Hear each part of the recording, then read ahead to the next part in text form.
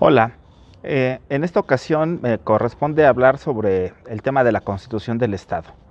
Ya trabajamos en el video anterior el tema de la sociedad, los grupos sociales, cómo estos constituyen factores reales de poder y cómo estos a su vez son considerados como elementos de la Constitución del Estado. Hablando de la Constitución en sentido material, en el sentido de que la palabra Constitución significa acción y efecto de constituir algo. Si buscamos en el diccionario la palabra constituir, significa darle lugar a algo, crear algo. De tal forma que la constitución del Estado es la situación, de hecho, la situación fáctica, el acto de crear, configurar o constituir un Estado. Y un Estado, como ya sabemos, como cierta forma de organización social, pues tiene ciertas características que lo distinguen de cualquier otra forma de organización entre personas. La sociedad, cuando decide constituir un Estado, lo crea, lo conforma a través de decisiones, de las decisiones políticas fundamentales, y de esa manera, al tomar decisiones, se crea, se constituye o se configura el Estado. ¿Quién toma esas decisiones? ¿Quién constituye el Estado? ¿Quién lo configura? Pues precisamente los grupos sociales, aquellos que logran tener más injerencia en la toma de decisiones de interés general, que son los llamados factores reales de poder, conocidos como factores reales de poder, que son los que logran que sus intereses, sus opiniones, sus necesidades se conviertan en decisiones de carácter colectivo. Y estas decisiones políticas fundamentales determinan la manera de organización, cómo se va a organizar, para qué fines. Si fuera una sociedad anónima, sería su objeto social, los fines del Estado, la manera en que se organiza, las autoridades que nombra o representantes que tendrá ante diversas instituciones para llevar a cabo las tareas o fines del Estado. En ese sentido, la Constitución en sentido material pues es un hecho político, la Constitución política, mientras que una vez tomadas esas decisiones, Constitución política, se transforman en instrumentos normativos jurídicos de carácter coercible.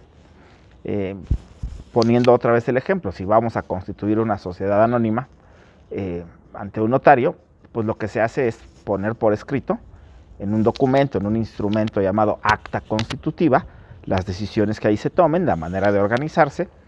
¿Por qué lo hacemos ante un notario? Porque con eso nos aseguramos de que esas decisiones se conviertan en algo obligatorio, en algo vinculante. Bueno, en el caso del Estado, guardando las debidas proporciones, por supuesto, la sociedad, conjunto de personas organizadas con un fin común, con un objeto social común, por decirlo de alguna manera, se organizan, toman decisiones, esas decisiones constituyen el Estado y estas a su vez se transforman en normas jurídicas de carácter coercible por parte del propio Estado. El Estado es el único que puede crear normas coercibles, normas jurídicas, de tal manera que al constituirse convierte sus decisiones en normas de carácter coercible, norma jurídica, distinguiendo así la Constitución en sentido material, que es la Constitución política, de la Constitución en sentido formal, que es la Constitución como norma jurídica, y también distinguiendo dos niveles que muchas veces suelen prestarse a confusión. ¿Quién tiene el poder de constituir al Estado? Es decir, ¿cuál es el poder constituyente de una nación? Pues el que tiene ese poder es la sociedad, el conjunto o elemento humano, que a su vez tiene la capacidad. Recuerden ustedes que la palabra poder significa capacidad de hacer algo. Yo puedo, tú puedes, el poder es un verbo, también es un sustantivo. Como sustantivo es capacidad de hacer algo. En este caso el poder del Estado es el poder de tomar decisiones o autodeterminación, que es la soberanía, poder que se encuentra por encima de todo. El artículo 39 de la Constitución nos recuerda que la soberanía nacional reside esencial y originariamente en el pueblo, que todo poder público se instituye para su beneficio y dimana del pueblo, y que el pueblo tiene en todo tiempo el inalienable derecho de alterar o modificar la forma de su gobierno. Esto significa que quien tiene el carácter de poder constituyente es la sociedad o pueblo. No confundamos el poder constituyente con un congreso constituyente. Una vez que poder constituyente, los factores reales de poder de la sociedad toman decisiones, las convierten o las transforman en una norma jurídica a través de un aparato institucional que es un Congreso Constituyente. En el artículo 135 de la Constitución mexicana, por ejemplo, se hace referencia a la facultad de reformar y adicionar la Constitución jurídica.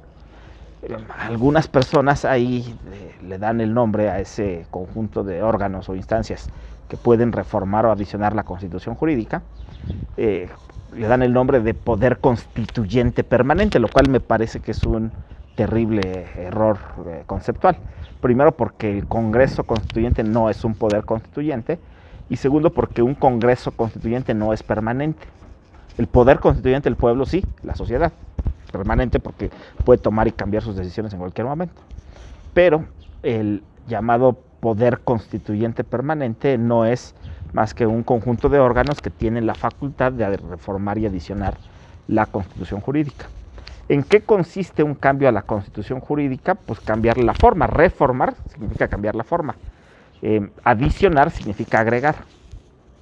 Se puede, a través del procedimiento de reformas constitucionales previsto en el artículo 135 constitucional para cambiar la Constitución jurídica, se puede, a través de ese procedimiento, alterar o modificar las decisiones políticas fundamentales que ha tomado la sociedad para configurar o crear o definir a su Estado. Es una pregunta que dejo para la reflexión de todos ustedes, pero hay que saber que eso es lo que se ha venido haciendo a lo largo del tiempo. A lo largo de los años, desde 1917, se ha utilizado el procedimiento previsto en el artículo 135 constitucional para alterar o modificar, en esencia, el contenido de las decisiones políticas fundamentales sin haber consultado en ningún momento la voluntad popular para saber si es acorde o no con la modificación de estas disposiciones. También les recuerdo que el artículo 41 de la Constitución dice que el pueblo ejerce su soberanía por conducto de los poderes de la Unión o de los poderes de los estados en el ámbito de sus respectivas competencias, lo cual implicaría limitar la soberanía, la cual por definición es ilimitada, o implicaría las ideas de delegar o dividir la soberanía, las cuales no tienen sentido frente a la noción de lo que es la soberanía, el poder de toma de decisión ilimitado y absoluto, que corresponde a la capacidad de autodeterminación social para configurar, constituir, reformar o reconstituir su Estado a través de la toma de decisiones políticas fundamentales. Espero que este breve video sea de su interés y sea de utilidad. Muchísimas gracias.